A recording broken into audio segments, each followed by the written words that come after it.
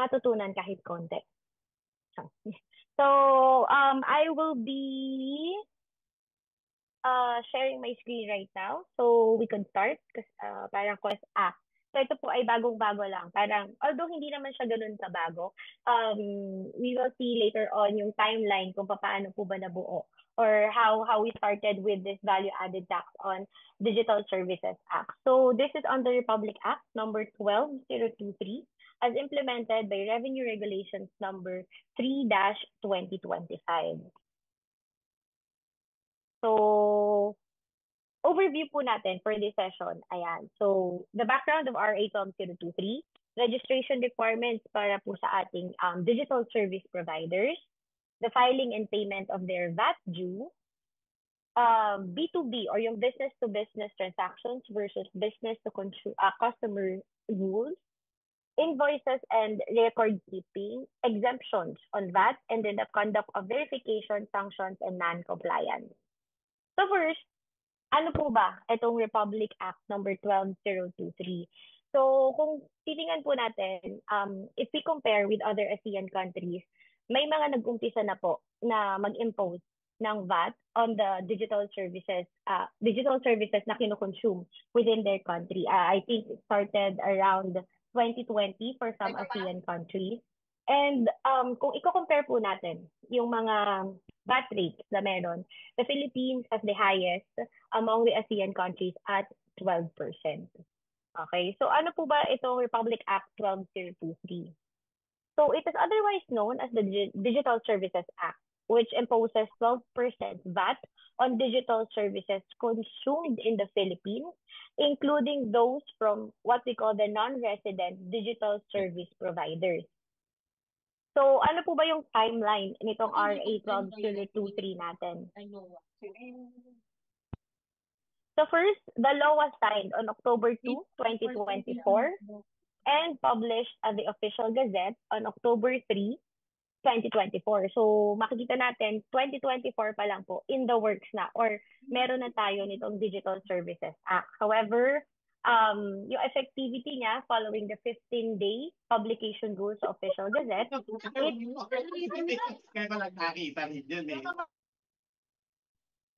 it became effective on October 18, 2024.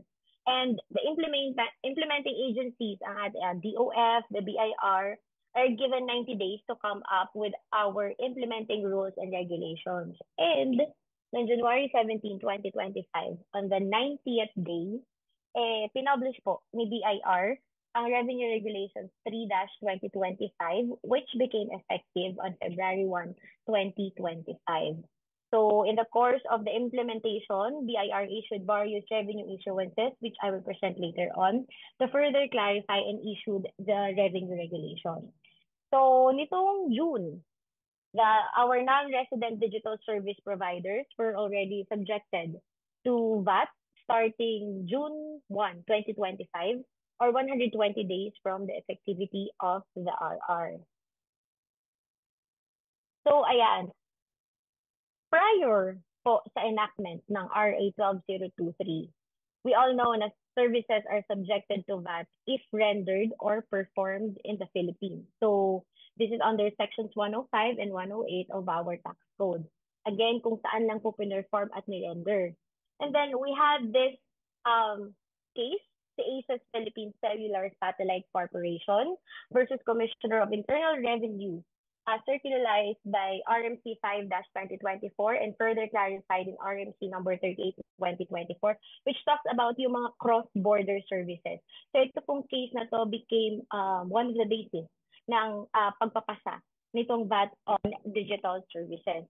And prior to the RA 12023, our mode of collection before enactment ng batas was through final withholding VAT.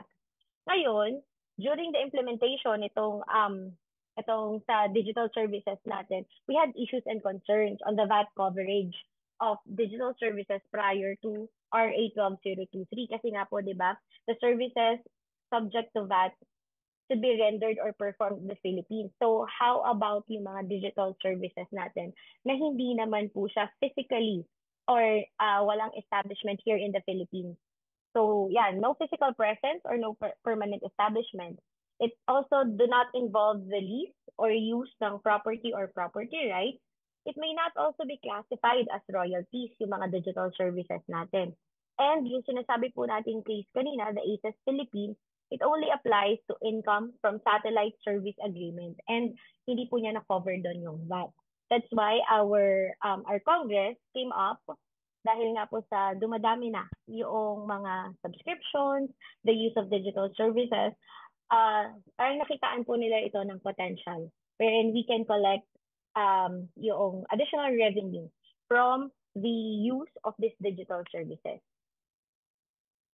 So what are the advantages of RA 12023? First, it removes ambiguities on the coverage of non-resident digital service providers from VAT. Kasi alam naman po natin, pag resident digital service providers yan, saka po yan dito sa atin within the Philippine taxing jurisdiction. However, yung sa non-resident, yun po kasi yung medyo wala po tayong kapit. That's why when we enact ito pong RA 12023, we laid down yung rules po for their coverage from VAT.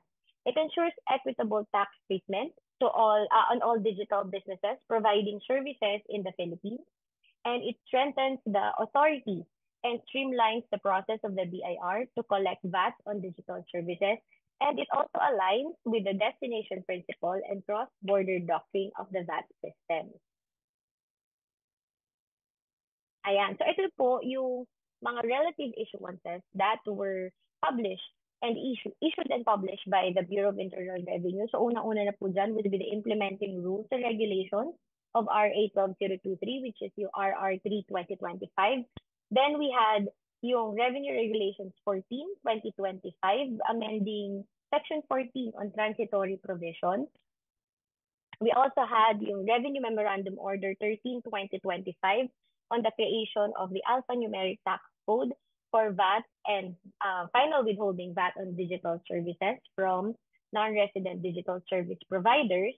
And ito po, yung Revenue Memorandum Circular 47-2025, which is in a Q&A format. So dito po naka-breakdown yung mga rules and provisions ng RR3 2025. So, breakdown po niya yon, mas madali pong mabasa or ma-clarify, maintindihan kung ano-ano po yung nilalaman ng ating IRR. And then we also had Revenue Memorandum Circular 78-2025, presenting the guidelines and procedures on the registration, filing of returns, and payment of VAT for our non-resident digital service providers through the VAT on Digital Services portal. So ano-ano po ba yung coverage natin? So as to person and subject matter, kasama po dyan ay yung mga persons, whether natural or juridical, resident or non-resident, who in the course of trade or business supply or deliver digital services in the Philippines. So, ayan, yung ating mga suppliers or nagde-deliver ng mga digital service, pasok po sila or sakop sila nitong batas na ito. As to the transactions involved, we have two, yung business-to-business transactions at saka po yung business-to-consumer. So, ano po ba yung difference nila? For the business-to-business, it is the supply or delivery of digital services to natural or juridical persons engaged in business located in the Philippines, including the government of the Philippines. And kapag naman po sinabing business to consumer, supply or delivery of digital services to persons not engaged in business located in the Philippines. So, in layman's term, ito po yung mga end user na. Okay, so ito po yung mga customers na talaga. Parang tayo, individuals po na gumagamit ng mga services na hindi naman po talaga registered or not being used in our own business. So as to the tax compliance, we have digital service provider directly delivering or supplying digital services to a buyer in the Philippines, and or yung digital service provider po natin acting as an online marketplace or e-marketplace on the transactions of non-resident sellers or suppliers that go through its platform, provided that it controls the key aspects of the supply and performs any of the following. So they set directly or indirectly any of the terms and conditions under which the supply of digital services is made, or involved po sila sa ordering or delivery of digital services directly or indirectly. Ayan. So first, siyempre, bago po natin i-discuss thoroughly, we have to define itong mga terms. Ano ba itong mga digital services? Who are yung digital service providers natin? Yan. So first, ano-ano po ba yung digital services na tinatawag natin? So this refers to any service that is supplied over the internet or other electronic network with the use of information technology and where the supply of the service is essentially automated. So in our digitally transformed time po ngayon, marami na na-access na lang natin through online. Mga subscriptions natin to provide us entertainment, even yung mga nabibili natin na goods, it can be digital or pwedeng maging yung physical goods na alam natin talaga. So, itong digital services include but are not limited to yung mga online search engine, online marketplace, cloud service, yan, yung mga nagsusubscribe po to their cloud service, online media and advertising, and itong sinatawag din natin na digital goods. These are intangible goods that are delivered or transferred in digital form, including sounds, images, data, facts, or combinations thereof. Kasama din po dyan yung pag-purchase natin ng mga digital content, yung mga games, online courses, and then yung mga subscription-based supplies of content, digital art, na uso po yan. Yung mga nagiging sideline ng ibang tao, yung mga freelancers natin, they sell their digital art online. So digital service provider, or what we call the DSP, these are considered as resident or non-resident supplier of digital services to a buyer who uses digital services subject to VAT in the Philippines. Right. Non-resident DSP, ito po yung DSP that has no physical presence in the PH. Kapag po kinumpare natin siya sa resident DSP, the regulation defined it simply as those that are not categorized as non-resident DSP. So lahat po ng merong physical presence in the Philippines are considered as resident digital service providers. Next would be the e-marketplace. Ito po, I think, magiging familiar with some of you. Kasi po, ito ay nilift natin doon sa regulation na inisyo ni BIR for the online sellers. So, ano po ba ang e-marketplace? It is a digital service platform whose business is to connect online buyers or consumers with online sellers or merchants, facilitate and conclude the sales, process the payment ng digital service through their platform, or facilitate the post-purchase support within such platforms and otherwise retains oversight over the consummation of the transaction. So, very familiar tayo dyan lately kasi po madami tayong nabibili online. So, yung mga platforms na nagiging way natin to consume or to buy those goods, yun po ang ating mga e-marketplaces. What is the gross sales of non-resident DSP? So it refers to the total sales of digital services by NRDSPs through business-to-business and business-to-consumer transactions in the Philippines. So mamaya malalaman po natin, ito kasi yung nasa subject or ito yung nasa subject to VAT, yung kanilang gross sales from the supply of or delivery of the digital services. Online media and advertising, ito po yung mga online or web advertising services. Yung mga nakikita natin while browsing Facebook, Instagram, yung may mga nakalagay na sponsored ad. So it may be a banner, sidebar, or pop-up. It's a sale of advertising space or time and sponsored content such as social media posts, whether algorithmically pushed or not to certain users and are intended to be promotional in nature. So, di ba minsan nagugulat na lang po tayo. Bakit puro ganito yung nakikita ko na ngayon after ko lang ma-browse one time yung isang ad? Kasi po, pinupush na sila through the algorithm para po maengganyo tayo na bumili or mapaisip tayo na, baka kailangan ko rin talaga nito. Ganyan. So, next. Ayan. Kasi sabi po natin, di ba, nakagis na natin that VAT is levied, assessed, and collected equivalent to 12% of the gross sales derived by a digital service provider from its sale or exchange of services in the Philippines. Kasi nga po, di ba, our VAT only covers those services performed or rendered within our jurisdiction. So, with RA 12023, sale or exchange of services already includes supply or delivery of digital services by digital service providers in the Philippines, whether yan po ay resident or non-resident. So, in-expand po yung definition natin ng sale or exchange of services for VAT purposes to include yung supply or delivery of digital services.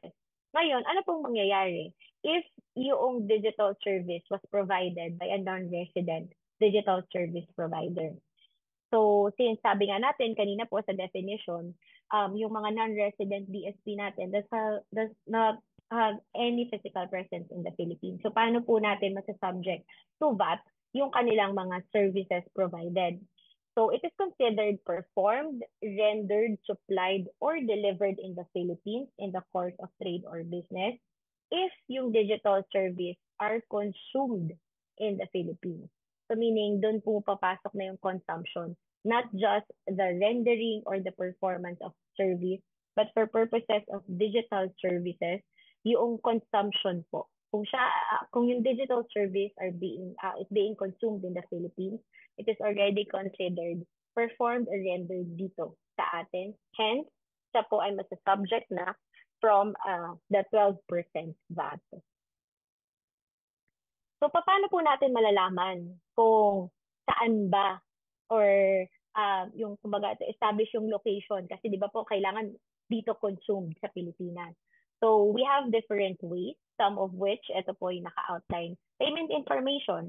Siyempre, kapag po nagsusubscribe tayo or bumibili tayo through the online platforms, nagpo-provide po tayo ng ating mga payment information, credit card, billing address, bank account details. So from there, pwede po natin ma-establish na, teka, sa Pilipinas niya to binabayaran. So it might as well be considered as being consumed in the Philippines. Next, resident information. So again, may mga personal information po tayo na pinoprovide, including yung ating home address or billing address. And therefore, pwede rin natin ma-establish po na yung digital service is being consumed in the Philippines. We also have the access information, yung ating mga mobile country code, yung SIM card na gamit natin, or yung mga IP addresses. That is why, dito po sa RA 12023, hindi lamang po Department of Finance at saka BIR yung implementing agency. We also have in partnership with the DICT kasi sila po yung mga nakaka-trace, nakakakita ng mga IP addresses or even yung ating mga mobile country code, sila po yung pwede nating makatulong in implementing itong RA 12023. And lastly, ito po, any other information to establish the most reliable determination of the buyer's location. So, pwedeng yung business agreement, yung predominant place ng consumption niya, or the language of the digital content supplied. Okay. Ayan. So, we now go through the registration requirements. Ano-ano po ba yung kailangan na gawin ng ating mga digital service providers for their registration? So first, ayan. So for our resident DSP, they shall register with the BIR following the policies and procedures set forth in Section 236 of the Tax Code and existing relevant laws, rules, and regulations. So since they are here in the Philippines, they are within the taxing authority of the Philippines. Kaya po, they will follow or they shall register pursuant to the policies and procedures ng pagre-register natin, yung normal procedure po natin ng business registration. So, paano po if you are a non-resident DSP? So, ito po kasi talaga yung major major concern ng RA 12023, yung ating mga non-resident. Kasi nga po ang mga Pinoy during the pandemic, nahilig po tayo sa pagsusubscribe, Netflix, yung mga View, ano pa ba yung mga pinapanood natin, meron Bilibili, ganyan. So, naging, ano po siya, prevalent, kaya nakitaan po siya ng potential. So, for the non-resident DSPs, they shall register with the BIR within the period prescribed under Section 236 of the Tax Code through the VAT on Digital Services portal or the VDS portal and submit the prescribed information therein. So, i-check ko lang po kung makiklik ko to. Ito po yung itsura ng ating, ayan, ay, namin naka-open. But, ito po, naka-go live na. I think in a tax advisory last week, July, last week yata.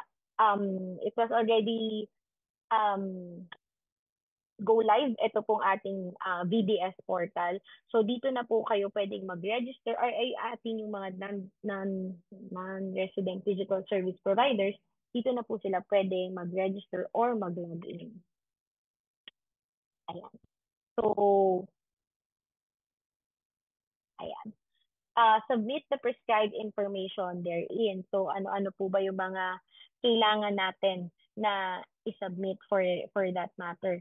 Nandyan po yung mga yung pangalan, maaaring pangalan po ng ng kumpanya or yung ating digital service provider. Kung meron man po silang mga authorized representatives dito sa Pilipinas to conduct on their behalf. Ayan. So, yan po yung mga isa-submit or ilalagay po natin sa registration. So, they need not have a local representative in the Philippines, pero they can appoint a resident third-party service provider for purposes of receiving notices, record keeping, filing of tax returns, and other reporting obligations. So since wala nga po silang physical presence dito sa Pilipinas, they can appoint yung sarili nilang third-party service provider to be their representative here in the Philippines.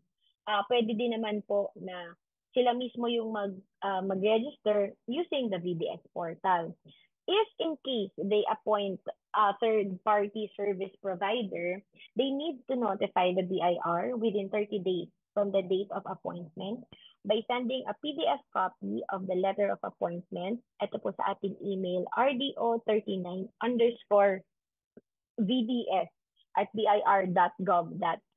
So as you can see, ang ating designated RDOs for digital services concerns would be RDO 39 po. Since sabi nga natin, um, wala pong wala silang physical presence dito, so walang local address, walang registered business address. Hence, lahat po yun ay mapupunta sa RDO 39. So, meron po silang format ng email subject if in case magpapadala kayo or mag-i-inform kayo kay BIR that you have a resident third party service provider. So, ayan, nakalagay notice of appointment. Then, ilalagay niyo po yung PIN ng non-resident digital service provider. A COR o yung ating BIR Form 2303 containing the PIN and type of registration shall be issued and shall be used in all its transactions pertaining its supply or delivery of digital service consumed or used in the Philippines. All NRDSPs are required to register shall do so within 60 days from effectivity of RR3 2025 through the VDS portal. Supposedly po parang ang nakalagay po doon sa 60 days would be around June. Ngayon, in-extend po yan since hindi pa kasi naging accessible yung VDS portal nung time na yon. So, in-extend po siya by virtue of RMC 58 2025 para po doon sa extension ng registration to July 1, 2025. So, ngayon baka po tanongin nyo, paano po, di ba, sa VDS portal po kasi, ang presumption dyan is you are already registered with the Bureau. So, kung hindi pa po kayo register kay BIR, magre-register po muna sila using the ORUS. Ang presumption po kasi is you will register or you will create an account with the BDS portal. Ang presumption is registered na kayo kasi hihingin po yung PIN. So kung wala po kayong PIN pa, yung Philippine PIN natin for purposes ng digital services po, mag-register sila through our Orus. And again, si Orus po ay mukhang gumagana na naman po after few ilang months.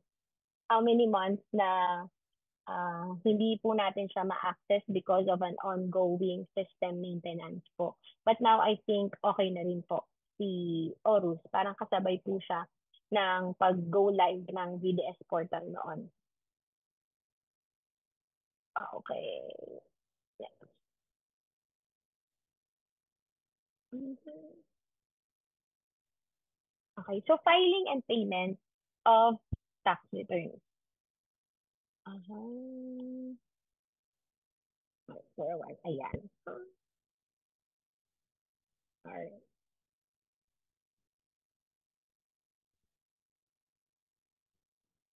Bago ko po ituloy yung sa filing and payments, meron lang po akong i-clarify regarding the registration. So baka po kasi may iba nagtatanong with the, meron po kasi tayo 'di ba na tinatawag na VAT threshold natin, yung 3 million VAT threshold.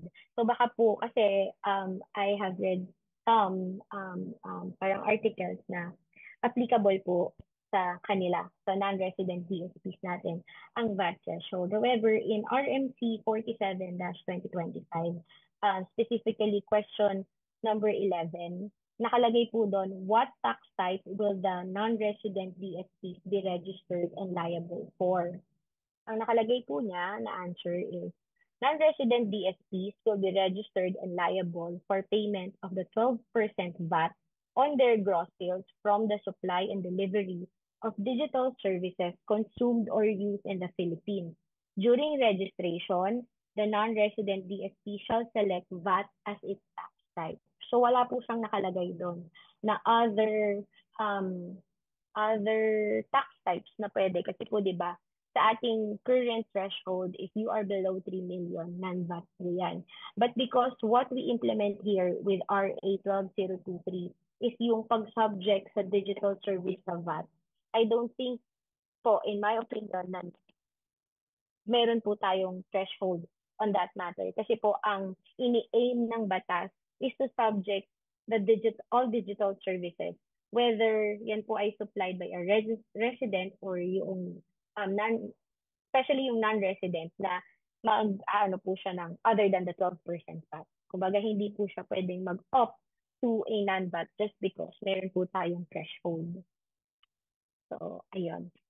Next, yung filing and payment po natin. So for the resident VAT registered digital service provider, they shall file the VAT return and pay the VAT due thereon, following the policies and procedures under Title 3 of the Tax Code and other existing relevant law, rules, and regulations. So yung usual process po ng ating pag-file ng VAT returns, yan po ang susundin ng ating mga resident VAT registered DSP. Pero meron pong sarili ha, kung yan po ay for digital services, kasi nadagdagan na po or na-issue na ang ating BIR Form 2550-DS.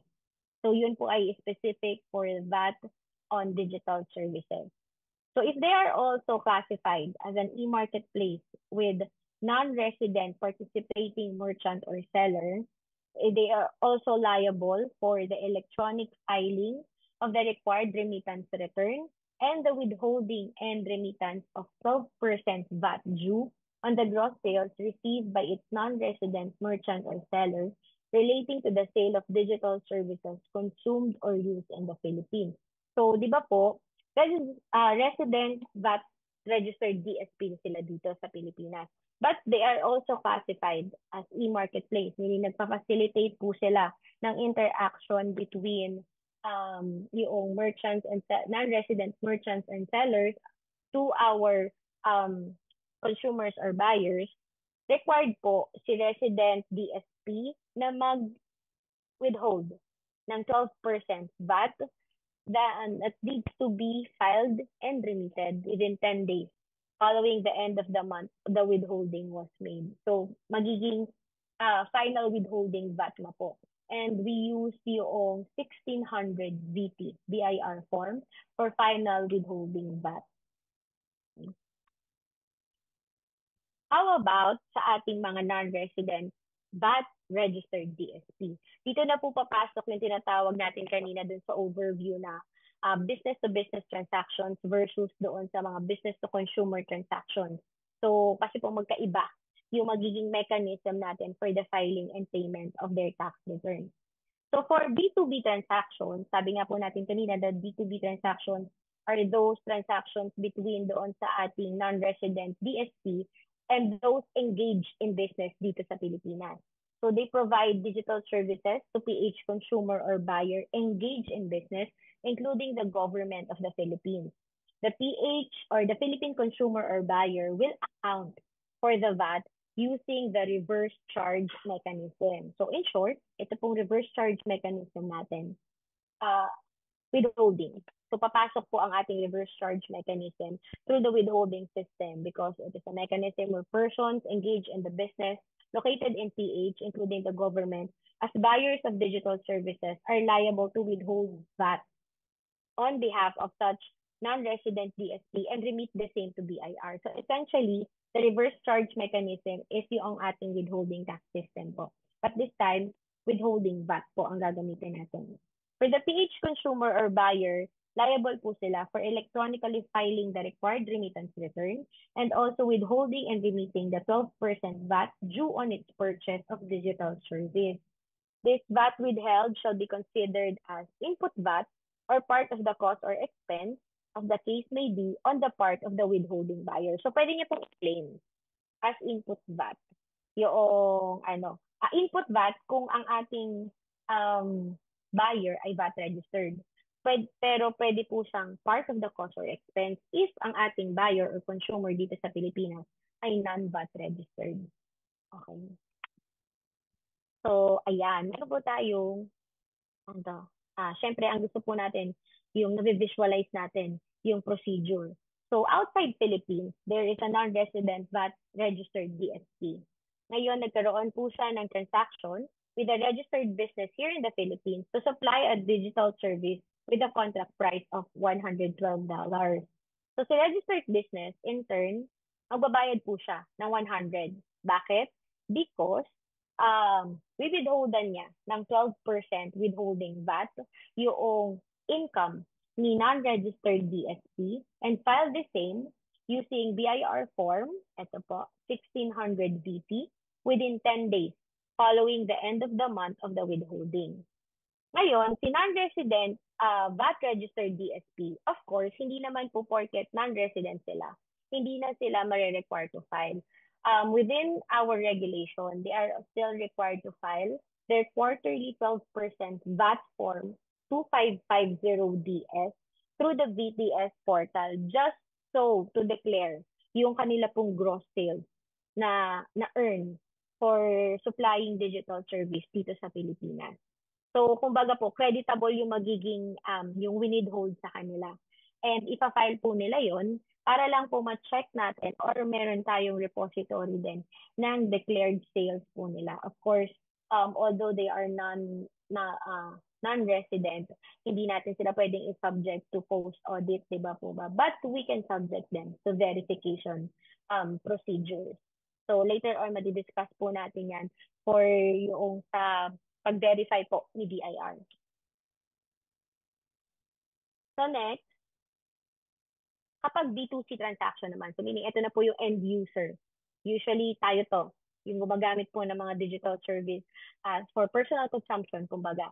So the non-resident DSP shall be directly liable for electronically filing the VAT return and paying the VAT due thereon through simplified pay-only regime in the VDS portal based on its gross sales relating to the sale of digital services consumed or used in the Philippines within 25 days following the close of each taxable quarter. So same din po siya ng deadline natin for the VAT.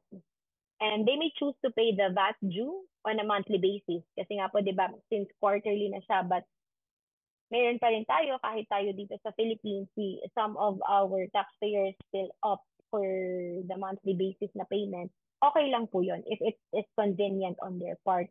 But however, they are still required to file the quarterly tax return. So ayan, meron din po tayong ano, flow chart.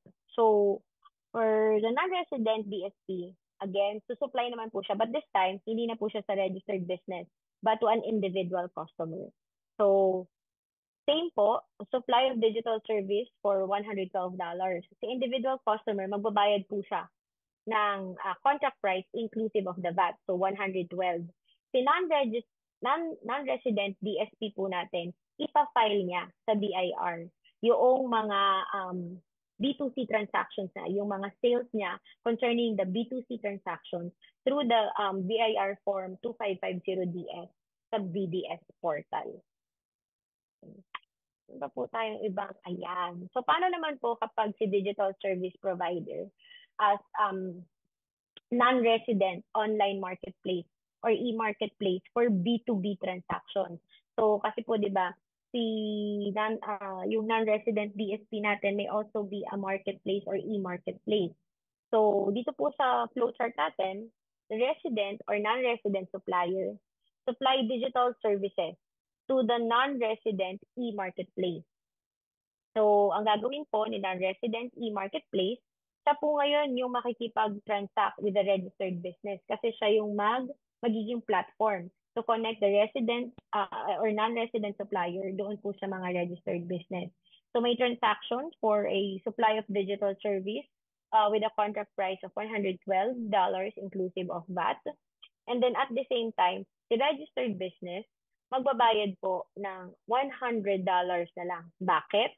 Kasi po, again, i-withhold po siya ni registered business to be remitted to the BIR following the withholding tax and using 1600 GT. On the other hand, ito pong si non-resident e-marketplace, siya naman po ang magpa-file ng 2550 VDS through the VDS portal natin. Kasi po, naging e-marketplace siya. Kumbaga, siya yung naging tulay for the supply of the digital service. So, siya po ngayon, ang kanyang i-declare dito ay yung kinita niya for the tawag nito, doon sa pag-facilitate ng transaction between the supplier and doon sa bumili na registered business. Pag B2C transaction naman po, we're the same. DSP acting as a non-resident online marketplace for B2C transaction. Halos parehas lang din po siya. Ay, parang dito sa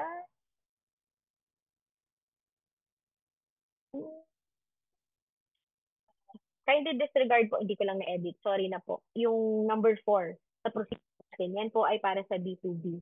Pero sa B2C, wala po yung portion na yan. Kasi again, end user na po ang kasama dito. Hindi na siya registered business na magkakaroon ng reverse charge mechanism.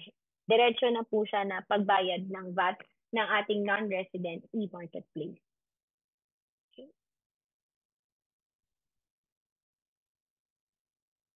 Ayan. So, what if resident naman siya, hindi yung non-resident? DSP acting as a resident online marketplace or e-marketplace for B2B and B2C transactions. So again, outside the Philippines, meron tayong non-resident supplier. Ngayon, nag-supply siya ng digital service sa ating resident online marketplace. Ayan, resident DSP acting as e-marketplace. And then, at the same time, nagkaroon po siya sa consumer or buyer natin.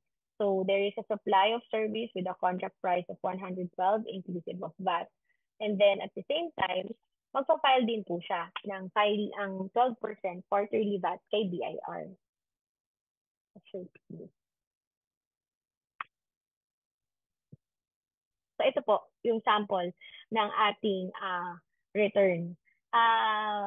Ito po ay parang nilabas sometime earlier last month din po ata.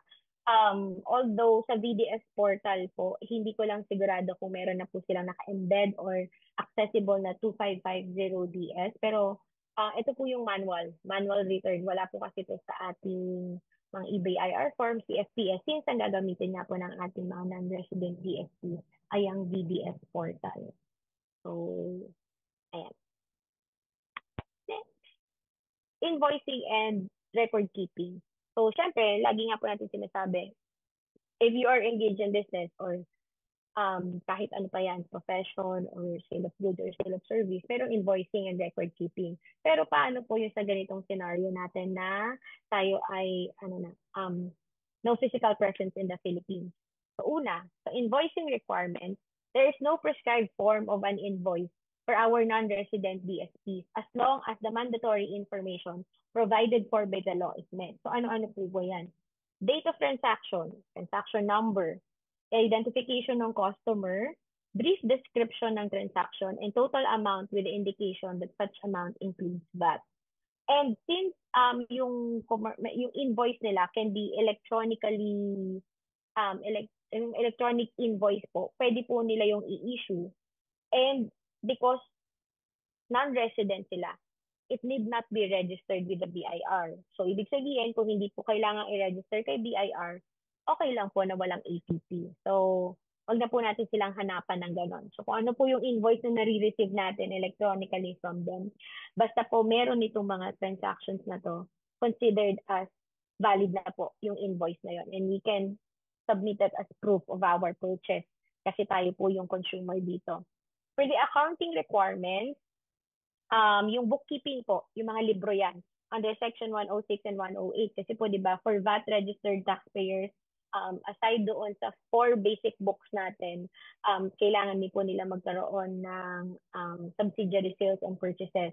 But for our non-resident DSPs, hindi po nag-a-apply sa kanila yung bookkeeping requirements na yun. Okay? So, ayan. Ngayon, syempre po, hindi naman lahat ng digital services natin ay subject to VAT. So we have those na VAT-exempt digital transactions. Ano-ano po ba yun? So first, yan. Educational services, including online courses, online seminars, and online training, rendered by private educational institutions duly accredited by DepEd, CHED, TESDA, and those rendered by government educational institutions.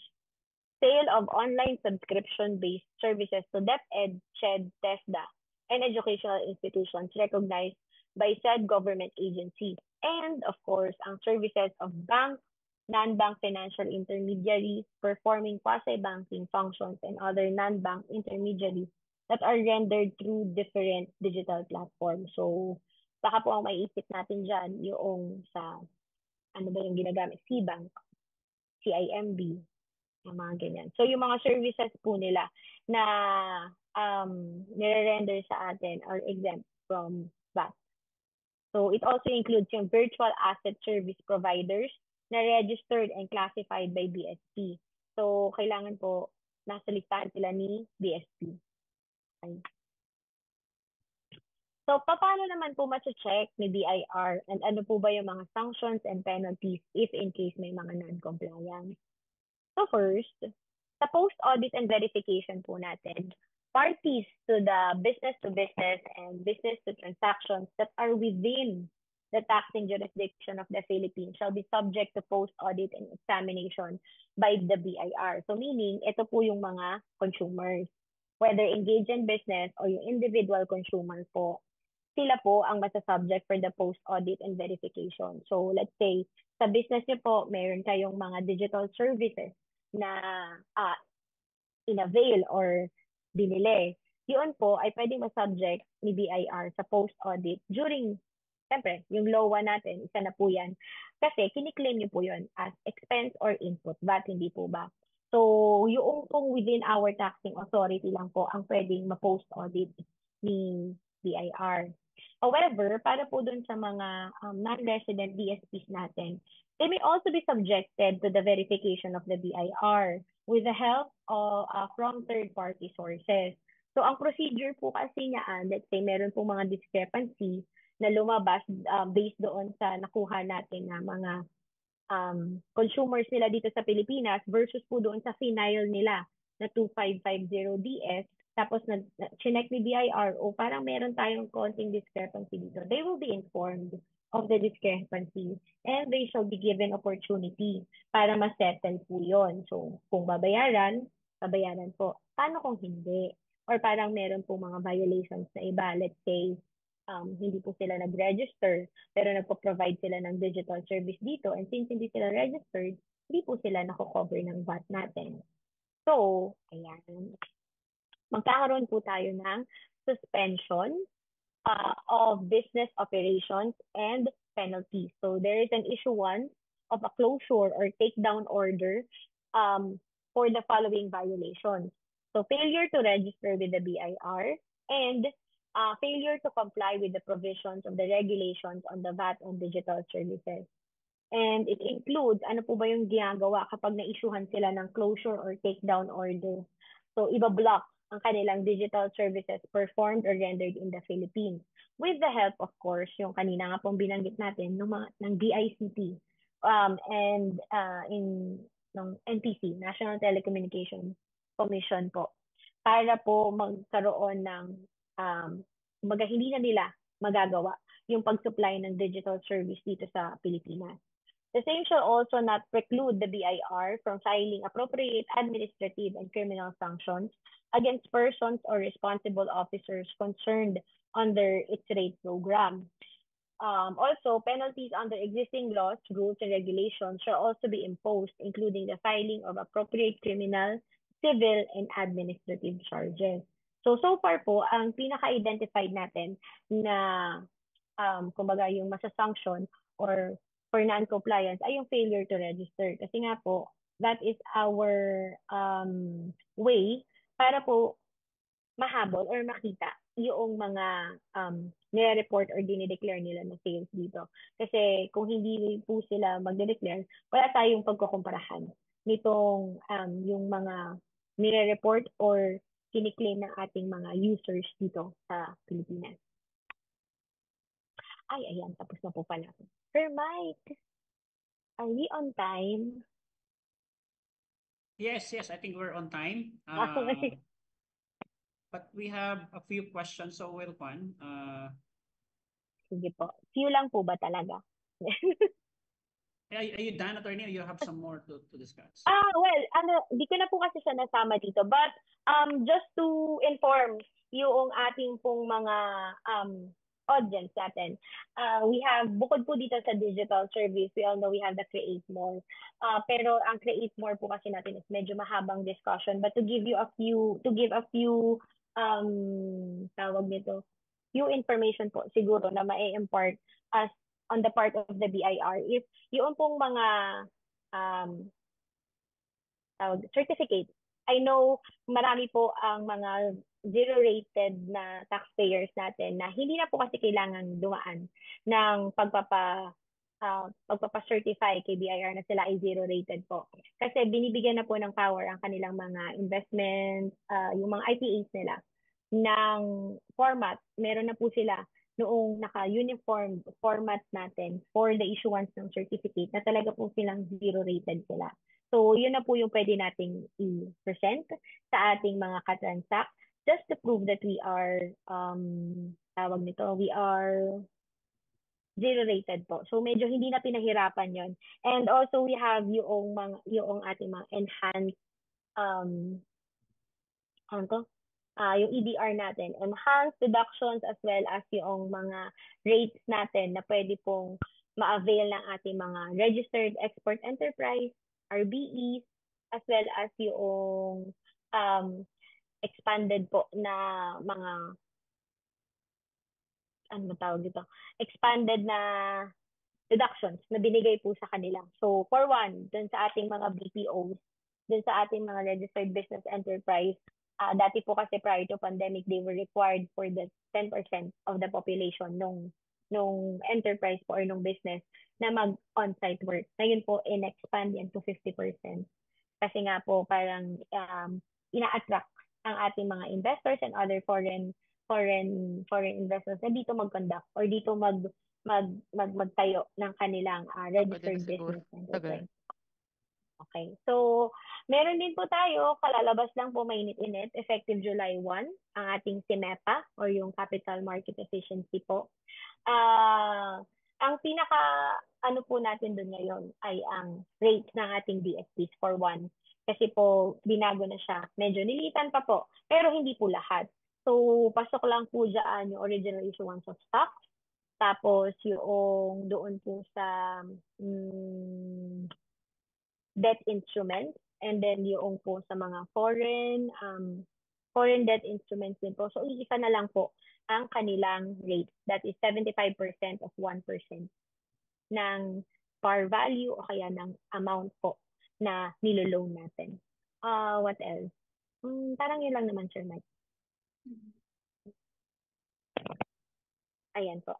Thank you, Attorney Sharidine, for that very informative discussion. So before we proceed to the next part of our program, which is the panel discussion, let's first have a photo op with you. Most of the cases that we do, I would say at least 50 odd percent eventually do go to court. So there is a significant number of cases that eventually become as part of any court hearing or legal proceeding, right? So you can say 50 to 60% is that. And in many cases, when we start off, our clients don't even envisage a legal process, but somewhere along the line, a legal process is required. Like maybe they initially thought that it's just a small employee fraud, which they may be able to, deal with it internally with their own in-house legal team or counsel or whatever. But sometimes they understand that the fraud is spreading even further, and therefore they need to get even a full-time legal consultant involved or a legal firm involved, and that's what happens as well. And it's interesting to note that we take it in two stages. One is getting a legal firm involved, and second is going to a court of law. We do have cases where once the legal firm is involved, they may even use our report to, arrive at a settlement with the aggrieved party before taking it to court, because sometimes those processes can take long, and because it requires a certain process to follow. So many of our clients are also interested in trying to, discuss with maybe the person who has committed the fraud and say, we are willing to find a settlement. If not, we go through the, the route with this thing. So Right. as much as possible, we want to do an out-of-court settlement in terms of the findings. Exactly. Yeah, that's the most Right, efficient way. Agree. Even in the Philippines, we have a very long Right. proceedings for legal. Right. Okay. And then if ever, Right. how often do you, again, the second question, if no one's gonna be asking, how often are you, again, presenting yourself as an expert witness in certain court cases? And if that's the case, how do you how do you prepare for that? Right. So, again, very good question. So we do, let's say from the 50% of cases that we normally do, in terms of court, so we call them as appearing as an expert witness, right? You're an expert in this. And we generally have maybe 20% of those which eventually go to a point where we are getting cross-examined by the other side, or at least have to go to court to present our findings.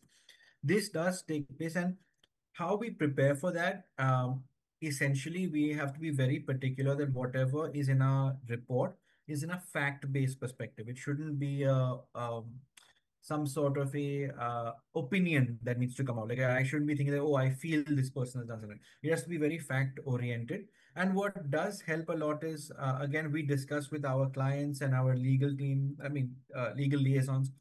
We try to kind of, evaluate every possible scenario or question. Of course, you can never cover everything, but as far as possible, just to get our perspective in. And it's very important because many times what happens is, let's say the case, we do the investigation in the year 2025, we file a legal proceeding in maybe end of 25, but we're called as an expert witness sometime in 27 or 28, because it's as and when the process takes place. So it's very important to, I know this is a very simplistic form, but it's very important to have good records of all your evidence and everything as well. Because while you're doing a forensic case, it's easy to get everything, but 3 years down the line, it becomes difficult to get all that information. So you have to preserve your documentation also very well. So I think that's a point that we normally overlook, because we don't think, 3, 4 years down the line, we get called as expert witnesses, but we do. Okay, so we have two questions from our participants. Let's get these two as our final. The first question is, any practical tips for integrating some fraud audit procedures with operating audit? Okay. And then I guess these two are actually connected if you look at it. If you are Yeah. going to pursue forensic accounting, what are the lessons or skills should we focus on? So I guess these are actually well connected. Okay, Sarang, back Right. to you. And like I would personally say that in terms of evaluation or skill set, right? Um, the biggest and most important skill set any forensic auditor or accountant should have is the ability to be curious, right? I mean, you have to keep on thinking that, oh, can it be something like in a different way? Can you see it from a different perspective or different lens? So being curious is very important. Like, let's take the examples that we discussed early on today, right? Uh, Technically speaking, based on the examples, it was very easy to stop and say, yes, these are fine, and move on, because it checks off all the basic requirements that audit, I mean, you have documentation, etc. But you have to be, I think that curiosity should be there. And second is you cannot give up. The idea is that when we do a training session like this, we're doing it for a small period of time. But when you do actually doing an investigation, there may be 3 days where you actually don't come across any sort of investigative finding. You have to really rack your brains and look at things. So you have to be your mindset has to be very focused in terms of, okay, I will find something, or even if I don't find something, I should be confident enough to say that I have tried everything and nothing has come about. Either way, right? So I think those two are very, very important, the skills or state of mind, call it what you may, but important elements to become a good investigator. I think the other aspects of uh, like tools and techniques you can always learn, and you evolve and learn them, right? But the most important aspect is to not give up and continue to ask questions and try to even if they're basic questions, it doesn't matter. But as long as you're continuously questioning and evaluating, I think that is what makes a good forensic auditor. Mhm. Then I guess the last question, I'll just rehash this a bit. Do you think Yeah. it's actually feasible, or is it something that is what we call efficient to include or integrate fraud audit procedures in operating audit? Maybe I think Mhm. this is coming from an internal audit point of perspective. Uh, Absolutely, yes. Mhm. I think, uh, let's say not every fraud investigation technique should be incorporated into an audit, because, to be honest, internal auditors have a time constraint, at the end of the day, as I said, we're all professionals, right? Uh, we cannot, on the guise of internal audit, they cannot do an investigation where you check each and everything of every element of the company. But having said that, maybe there are few tips and techniques. Like, let's say, from a data analytics perspective, maybe one can look at data from a different standpoint, a different, like a forensic lens, and try to see areas which they may not have necessarily looked at before. Like, one can even evaluate an internal audit study to non-financial data, like what we were discussing in terms of entry exit records or whatever. These are the few layers that one can add to an internal audit, which may help identify red flags. It need not be that an internal audit needs to become an investigation, right? The internal audit must point out or identify areas of concern which management can then take on for an investigation. So I feel um, data analytics is a strong portion which can be integrated into internal audit, so that you can get a more layer of findings. And the second aspect is, while doing internal audit, sorry, there are certain documents and stuff that we saw earlier, like the will, etc., right? Sometimes instead of spending just 5 seconds to see, okay, whether all the numbers and figures check out, maybe spend just that 5 minutes more to question that, hey, does this make sense or not? Spending that little bit time more can actually go a long way. And it's not about, like, sending that paper into a forensic analysis and bring it back. No, it's just about looking at, okay, this looks slightly different. And in the question that we saw earlier, we actually saw a lot of people identify that the signature was an issue, right? Mhm. It came up immediately. So instinctively, we always have that curious element to find it out. So I think that this will go a long way as well. Maybe spending a little bit more, marginally a little bit more time, and questioning the basics of the document will also help. All right, that's great. Thank you so much for your answers, Ram. Now let's go back to you, Sir Mike and then Amy for the second lecture. Go. Thank you, Sir Marco. I think Sir Mike will facilitate the Q&A for Attorney Sherry. Okay. I think I'm seeing a lot of questions in the chat box, but I'll bring back the floor to you later on, Brother Marco and Sarang. But meantime, let's accommodate a few tax questions. I know there's a lot, but probably let me pick a few things. No. So let's start with some are written in Tagalog. Okay. So one question is so from Regine. Okay, so let me start with Regine. Required po ba kami na mag-update ng tax type and tax form sa COR? Halimbawa po kasi, we wanted to have an access to 1600 VT sa EFPS. So probably this one is a question of a buyer of a service. Yes po. Pero if you are a buyer of a service, yes, pwede po tayong magpa-update ng tax type and yung inyong registration form. And then yung access nyo naman po sa EFPS, i-apply nyo po yun sa district where you are registered.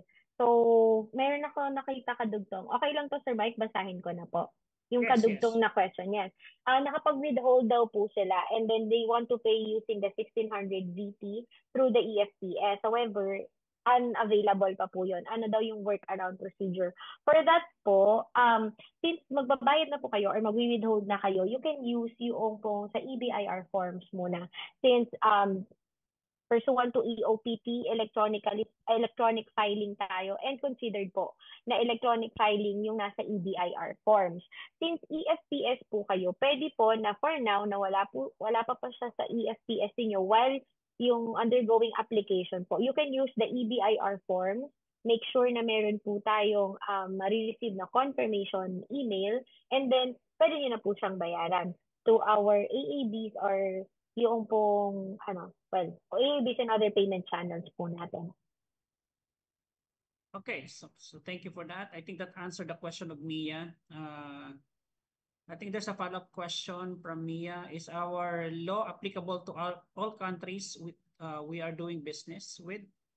Well, kung ang inyo pong digital, sa itong pinag-uusapan natin for purposes of the digital services po, kung meron po silang ka-transact from other countries na digital service provider, yes, applicable po siya so long as, yun nga, you consume. Sabi nga po natin, you consume their service dito sa Philippines. So, they are going to be subjected to the VAT po, withholding in that matter kasi nga po, registered business kayo. If you are an individual, well, ano po yun, sila kasi ang magpapataw ng VAT and sila po yung mag-submit or mag-file sa BIR for consumer and user. Pero sa context po ng business to business natin, kayo po kasi yung mag-withhold noon. So regardless kung nasa anong bansa pa yan, but because you are consuming their digital services, subject po sila doon sa VAT natin. Okay, next one. We have questions from My Ordas. Is Google Ads 0 rated? They issue tax invoice, but the amount in VAT 0. Upon checking po, kasi I read this one a while ago. So, I checked sa Google Ads and they have this parang announcement from the Google Asia Pacific nila that they are going to impose starting July 1, I think.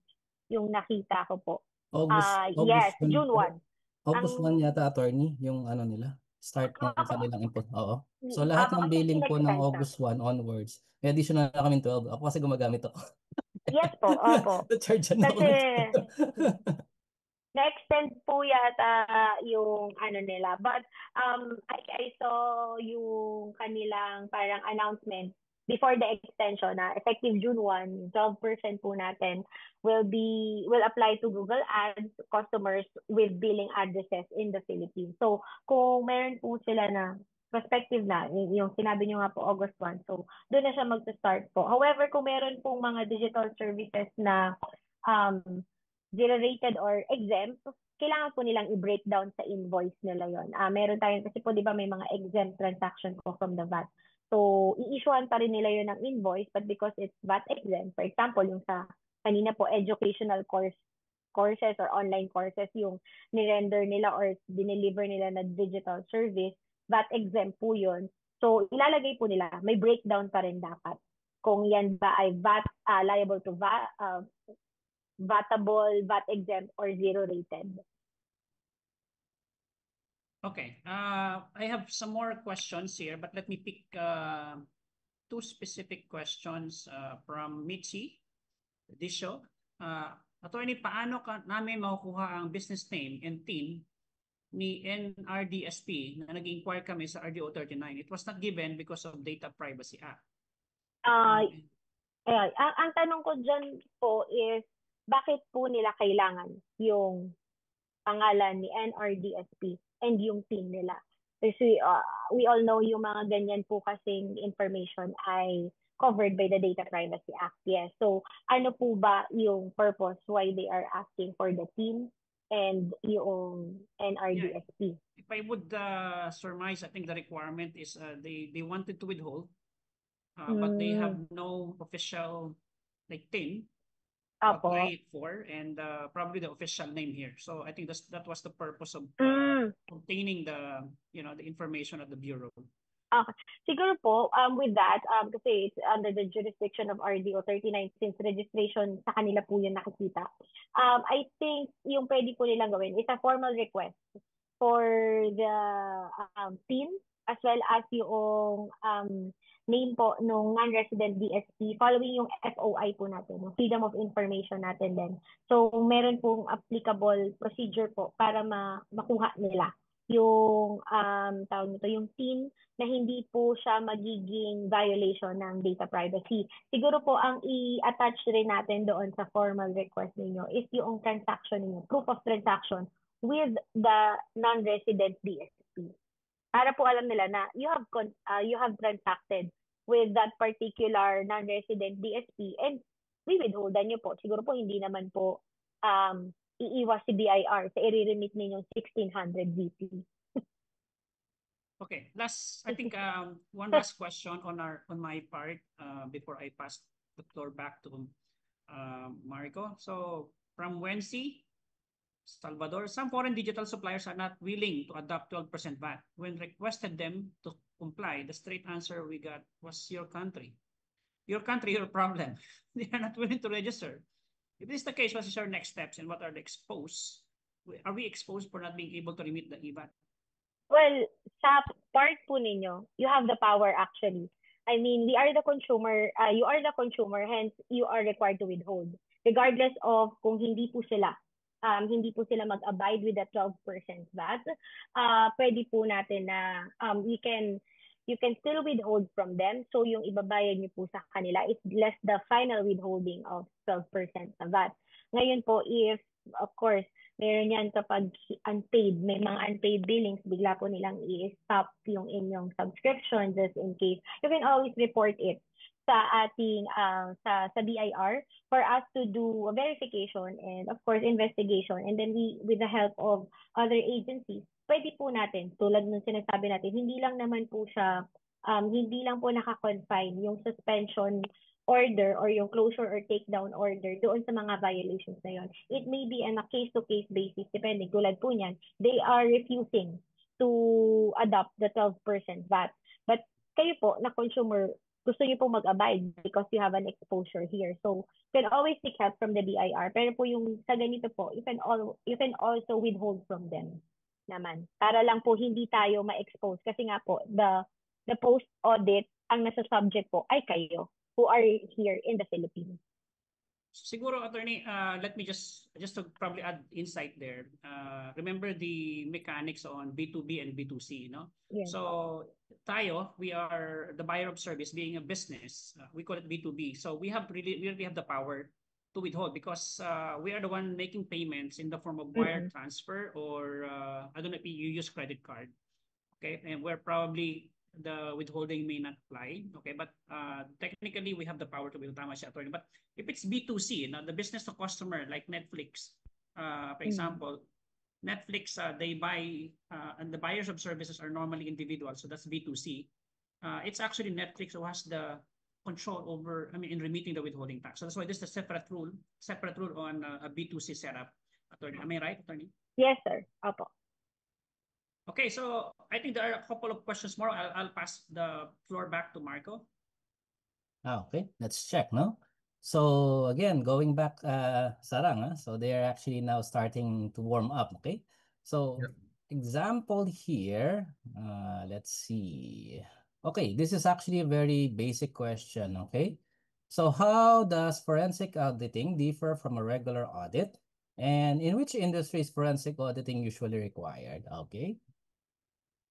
So I think the key differentiator between a forensic audit and a conventional audit is the fact that eventually a forensic audit will potentially be required in a case where there is, sorry, one second.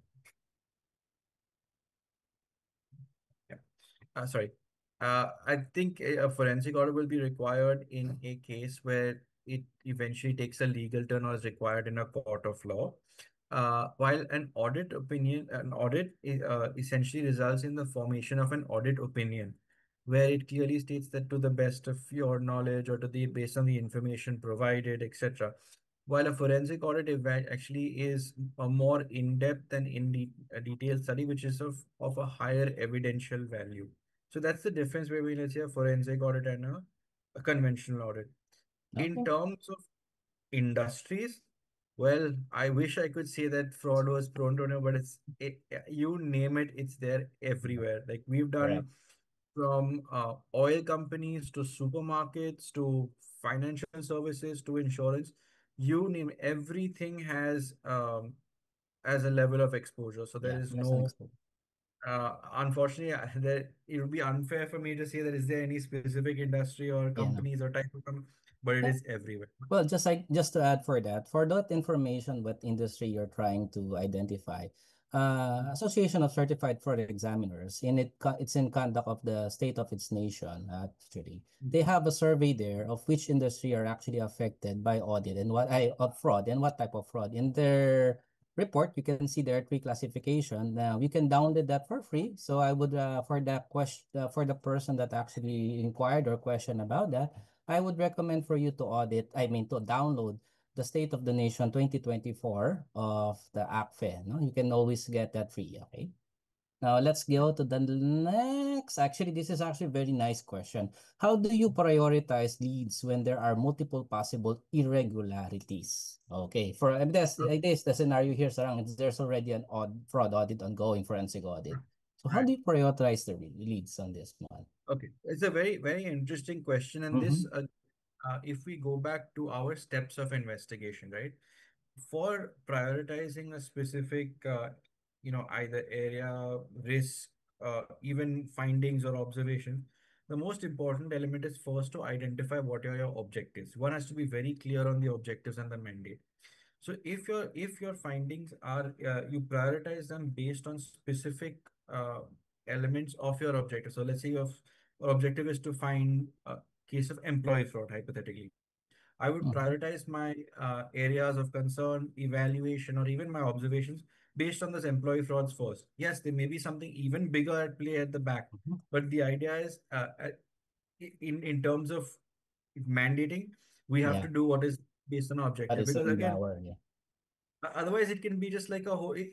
It can be a whole Pandora's box. And as I said, at the end of the day, we're running a professional service, right? Correct. So we have to kind of prioritize it based on what we were hired to do as from an objective.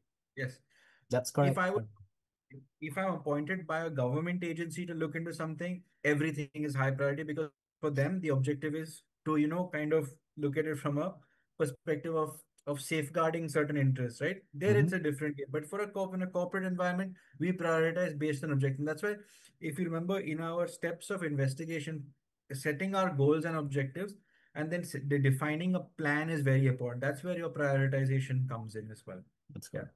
Yeah, just to add on that, remember, for auditors such as us, we always enter into what we call the agreed upon procedure for a forensic audit.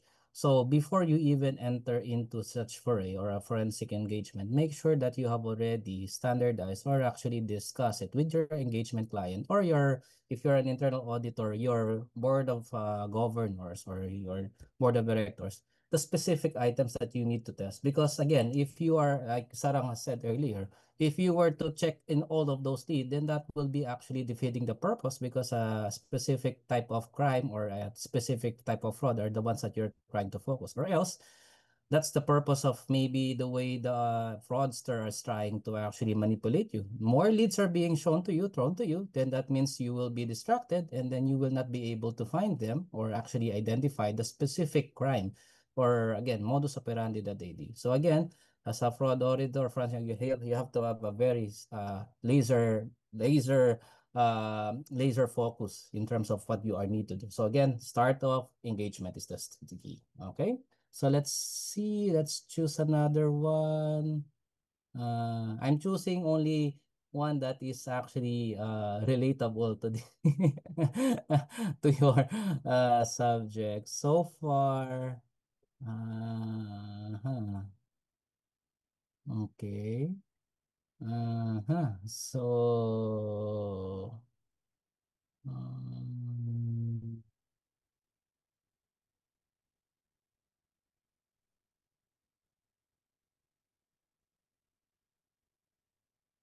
okay, I guess this one can be asked directly. Can a financial statement assurance auditor perform forensic audit for the same auditee?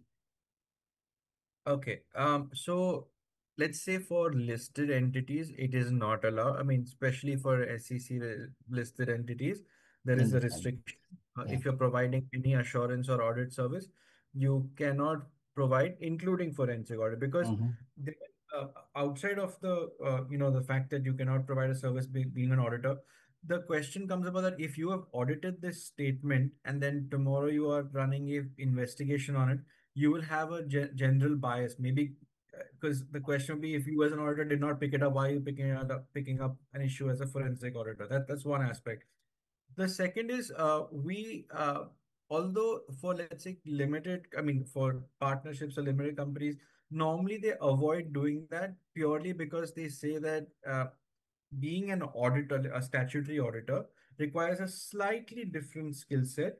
It's more about being in tune with the auditing standards, the accounting standards, etc. While forensic audit is not so much about the standards itself, it's about how people have gone around to either manipulate or cheat. Yes, there is a small or a significant overlap, but yet, according to me, there are two different work streams.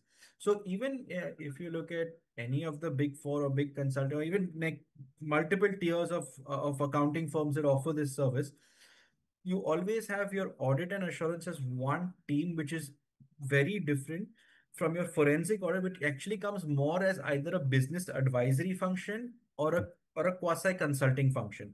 That's So correct. therefore it's very rare that auditors will eventually do a forensic audit.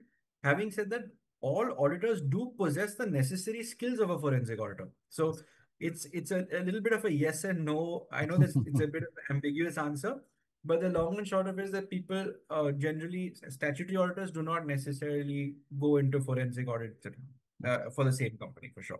Just to clarify this, okay. For a forensic audit or a fraud audit, you need to understand, you need to differentiate between an engagement and the person. Now, if you're looking at the engagement, the number one that you need to check here is your independence. Now, again, most clients, especially if you're the one that audited, the one that is being, again, investigated for a fraud, definitely there would be an independence threat, a conflict of interest, because what if in the time that you have audited it, and that is the time that fraud that occurred, a question of integrity might actually be raised because you might try to whitewash or cover it. That's the reason why we do not accept our audit client as our forensic or fraud audit client. They should be transferred to another entity or another department, like what Sarang says, because there are certain departments that are actually can cover or arrange such services. Now, for an individual, from an auditor, a financial auditor, going to a forensic auditor, as Sarang said, there is actually a large portion of the skill set already available for you to conduct a specific forensic audit. But the only thing is you need to be supervised by somebody that is actually again, seasoned and at the same time proficient in conducting this one. All right. So far, I guess that's it. No, I guess the rest would be very simple. Like, is there a certification for forensic auditing? Again, there is no government induced, but there are associations that actually promote their certification. Those are private one.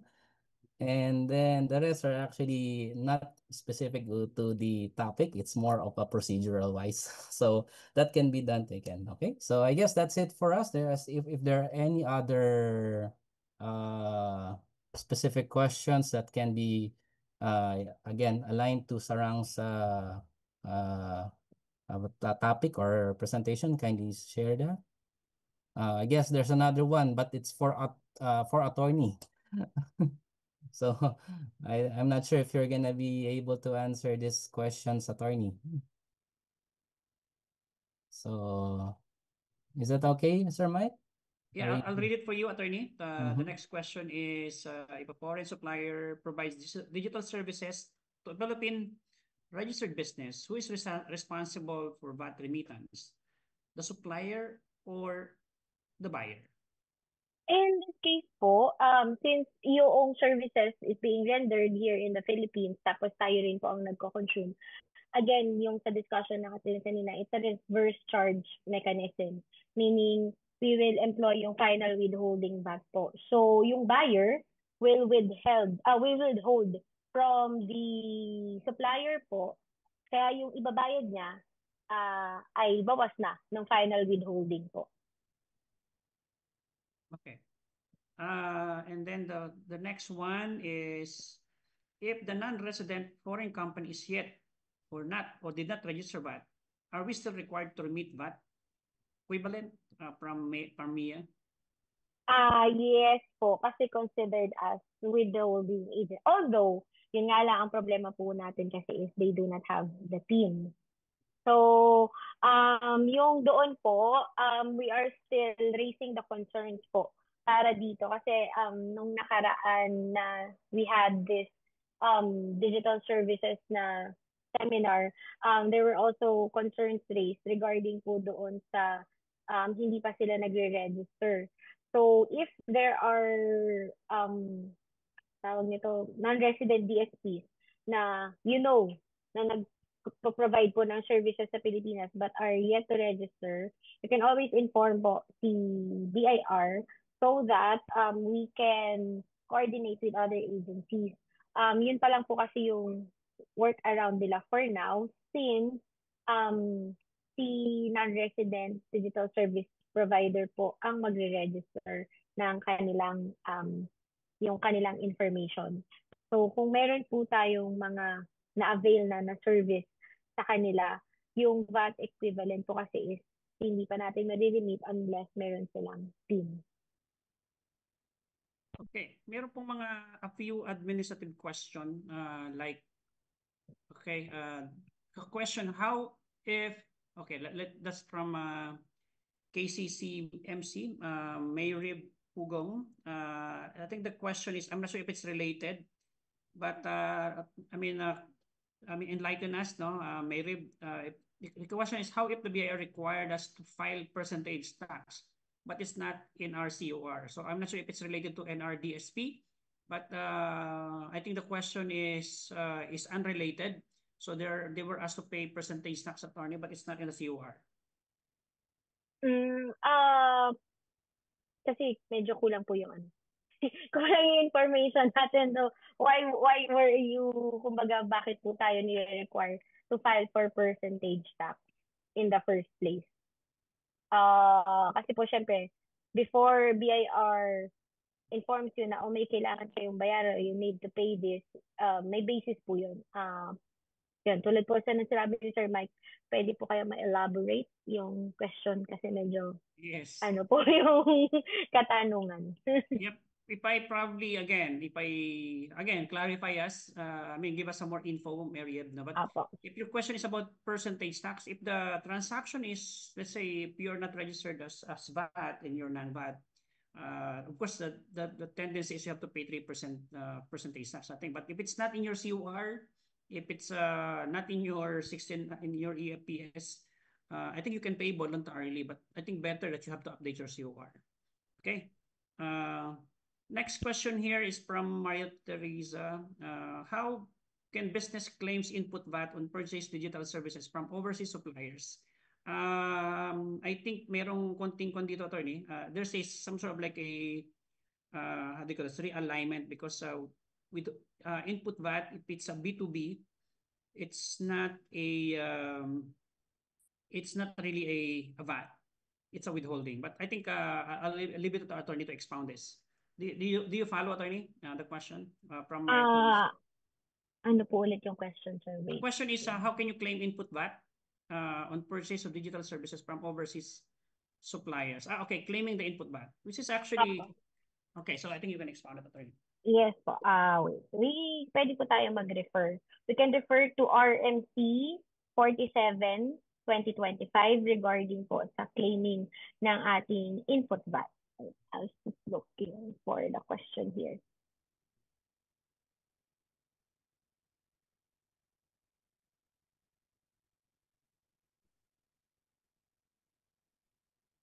Ayan.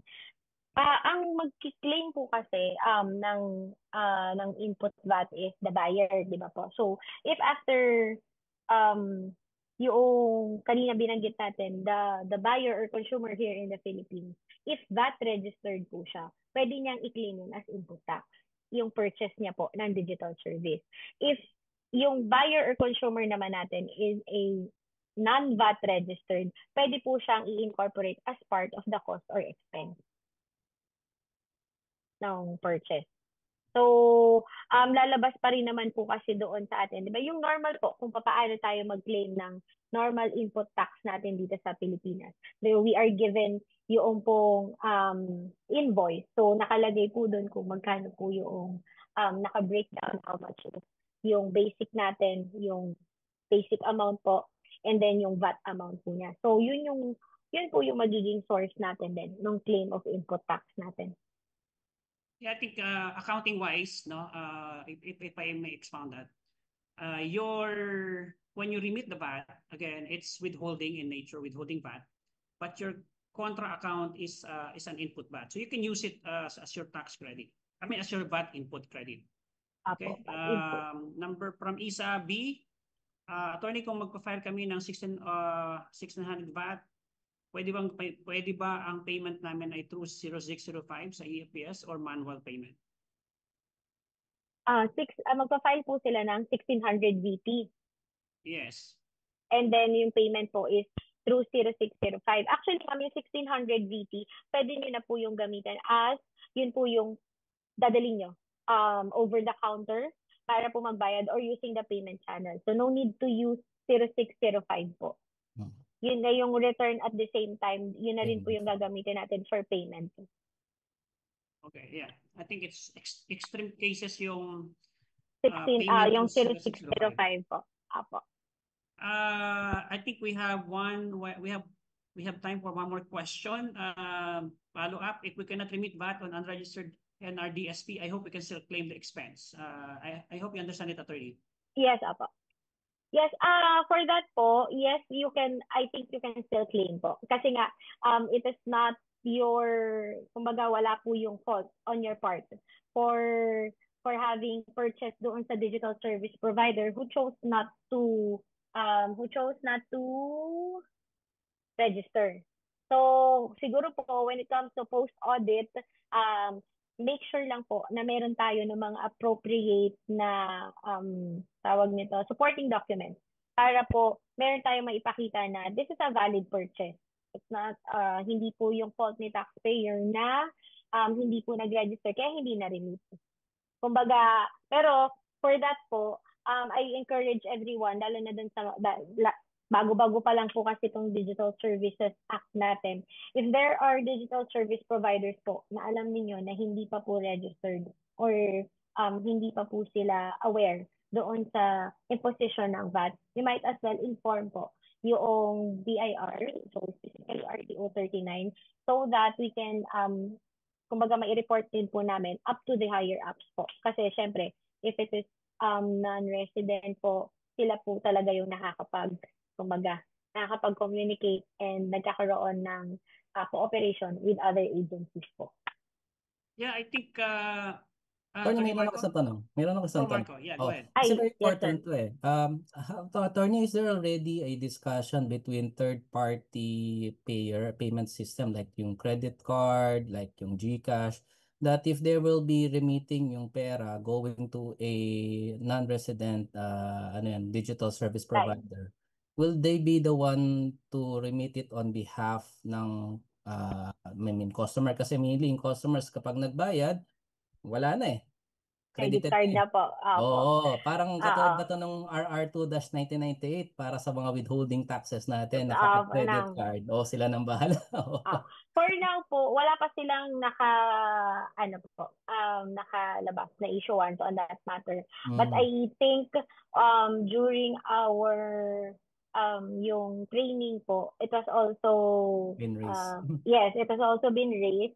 So sa ngayon po, ang assumption pa lang natin ay pinabayaran siya through transfer or through cash yung sa mga payment po natin. Opo. So, ayun. But again, pwede po natin siyang i-raise ulit kasi I think they're still accepting po yung mga concerns regarding po doon sa digital services. Lalo na early implementation pa lang tayo. Kasi attorney, 90 if not 95% ng payment na ginagamit namin for digital service or Yes. goods is through credit card. Yes, opo. Kasi auto-debit na kasi siya, mas madali. Yes. So, Opo. yun ang sana na ma-consider natin kasi at the end Yes of po. the day, yung mga payment center like yung banks, mas madali nyo silang makontrol compared Yes, sa opo. amin yung consumers. Alright? Yes. Thank Sige you. po. Thank you, Okay, sir. attorney. Thank you din Okay, I po. think we have probably come to the point of the having to accommodate your questions. Probably will ask Attorney Sherry Dane to probably stay put, probably to answer your questions dito na lang sa chat box. But I think we have to move to the next part of the program. Amy? Thank you, Sir Mike, Sir Sarang, Sir Marco, and Attorney Sherry for that enriching panel discussion. So at this point, let's hear from our audience for their takeaways and learnings from this session. So guys, how are you? Are you okay there? Can you share some of your learnings? May I call on Miss Hannah Neri? Hello, everyone. First is big thanks to Mr. Sarang and Attorney Sheridan for the great discussion today. I really enjoyed Mr. Sarang's forensic talk. Like for all the forensic auditors investigating a case, and I'm sure I'm not the only one who enjoyed it. But as you can see in the chat box, everyone is active, and I also want to highlight the part that really get me interested is that the new Excel trick that might be a fraudster use. I don't have any idea that you could hide or twist numbers right inside the spreadsheet like that. Like Mr. Sarang said, when the data comes in bulk, it's not easy to spot things like that, which makes it even more important to be sharp.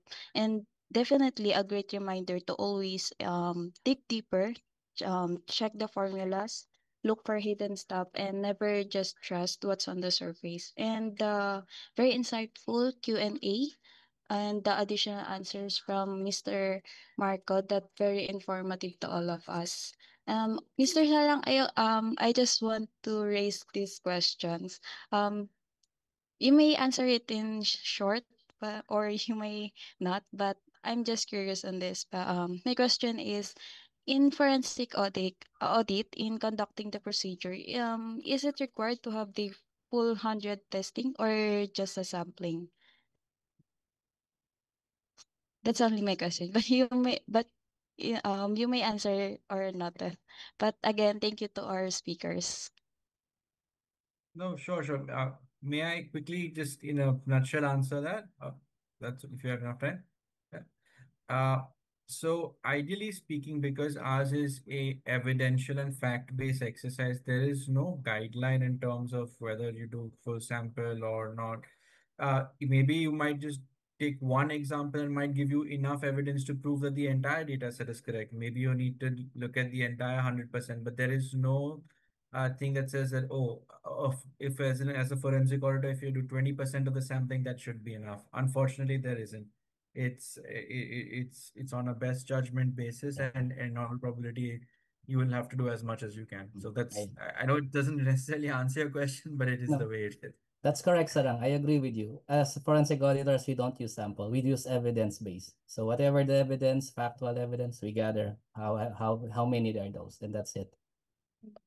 Thank you for that insight, Sarang and Sir Marco. And thank you for sharing your thoughts, Hannah. So may I call on Sir PJ Aguila to share his thoughts as well?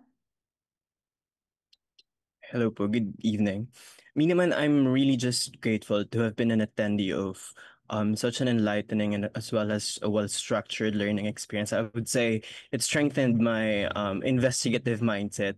So the seminar was actually fruitful as it was insightful kasi it offered us a kaleidoscope perspective on the process of uncovering the truth behind financial data, and that no narrative, however elaborate, can withstand the weight of incontrovertible evidence. And as a user, the topic about VAT on the digital services is a reminder for us, and also a reality check that digital economy is no longer a tax-free zone, and that it's also, in the end, it's a reminder in life that even in the digital world, in the digital space, taxes are as inevitable as change itself. That's it. Thank you.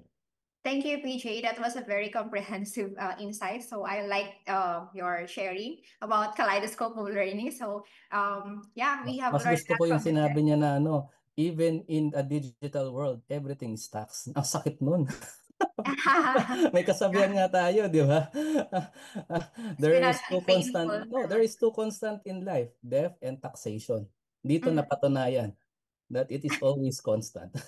Yes, even in the digital world. Okay, so thank you, PJ and Hannah. Now, may I call on Sir Ariel Florada. Sir Ariel, can you share your thoughts with us? Yeah, good afternoon, Sir Sarang. Thank you so much, Attorney Sheridan and Sir Marco for your inputs. Actually, it's a very short inputs or takeaway. We have learned so much from your training, Sir Sarang. Your last year's training, I remember the doubtful wife. Do you remember that? Okay. For today's training, my key takeaway is the concept of green flag. Green flag in a conventional audit means no issues found or everything appears normal. But for your training earlier, in forensic auditing, a green flag or appearing normal can actually be a red flag because it may be a tactic used to conceal fraud. And as auditors, we should look beyond the surface and verify that normal is truly normal. May kasabihan in English, don't judge the book by its cover. It really helps us. Thank you so much, Sir Sarang. And thank you, Sir Ariel, for sharing your 2 cents worth on Mr. Sarang's talk. So as for me, the talk about the registration requirements on the VAT for NRDSP has been especially helpful. So now it's clear to me that regardless of the amount of gross sales in a year of a non-resident digital services provider, they are required to register with the BIR. So thank you for that, Attorney Sherry. So and thank you to Sir Sarang, also Sir Marco and Sir Mike for this for the panel discussion and these sessions.